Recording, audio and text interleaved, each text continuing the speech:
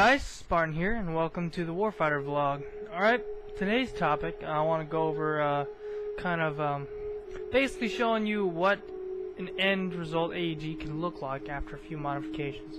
Now, I know a lot of airsofters out there are on a budget, and when I first came to Japan, I had this idea that I was going to just kind of stick to some budget guns, but I kind of left that left that behind. But I know one of those popular guns out there is the GR15 Raider series. There's a whole bunch of different, like, varying length of the rail system and the muzzle and the barrel. And well, let me show you what mine looks like. So if you first looked at this, you may not think it was a GR15, but it actually is. But for example, typically when you first get it, it's all in desert tan. You don't have the optic, you don't have the rail covers. I swapped out the trigger guard here with the Magpul one. It does come with the Tango down type pistol grip, and the stock, of course, I swapped the stock out, the regular crane stock, and I ended up putting the Classic Army E-Mod stock on it. And I want you to take a look at the picture of the original one real quick. You know, it's a really good carbine and a really good Cqbr weapon. Doesn't really have, I would say, the highest rate of fire, so I ended up putting a Tokyo Marui EG1000 in here. I haven't had a chance to test that at the game, but I have test fired it and tried to zero this, and I do have to say there was a significant rate of fire increase.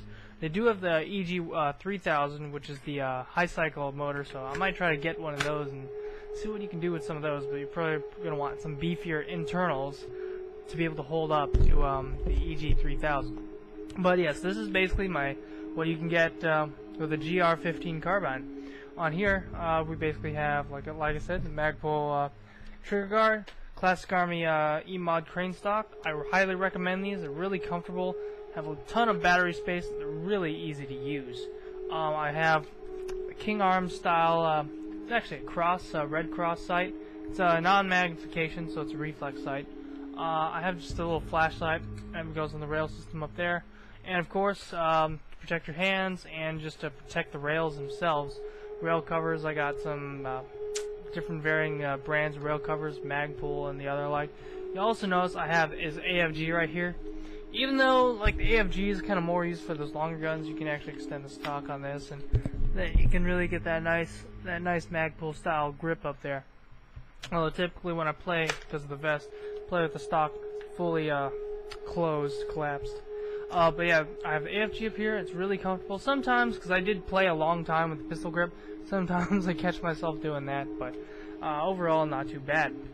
Internally, I didn't really do anything to the internals other than the motor. I got a fishbone style hopper bucking, kind of like the KWA GX2. It's basically the same thing, and a type bore barrel, and I have the standard plastic hop-up in here. I think someone was saying on the internet that the plastic hop-up is designed to make it not react to different weather conditions or something. I'm not really too sure, but this is basically what I use. I used this at my last game, and overall things went pretty well. I just had to fix something with the motor. I just ended up swapping the motor out altogether. But yes, I really like this carbine, and if you think about it, right, you start with 150 bucks, 140 bucks, and you think about it, you can throw in stock, optic, rail covers. Oh, I did also swap out the flash hider, compensator, muzzle, whatever you want to call it, with the G&G screw on with a suppressor style. And of course I got the PMags because I really love these. But overall, you know, if you're starting on a budget and you want a good budget gun to build up on, the G&G Combat Machine series is very good actually. I was actually quite impressed. This is also the same line that Airsoft GI uses as the base for their G4 guns. But like I said, if you're starting new and you kind of want more reliability, or you want something that you know is going to be reliable, but you can't really break the bank, the G&G series of combat machine guns are pretty dang good. Now on the way, I have a VFC / HK 416 KWA SR7 DevGru. I have an HK G&G MP5A5, and I have the Classic Army Mark 46 special purpose weapon on the way. So I've kind of built up an armory just by ordering stuff just this month, so they haven't arrived yet, but they will, and I'll let you guys check those out when they get here. But till then, you know, take a good look. This is what your GR15 could look like. You know, if you're playing airsoft on a budget, but you know, over time you want to add some accessories and still have a pretty good base gun, this is not a bad idea.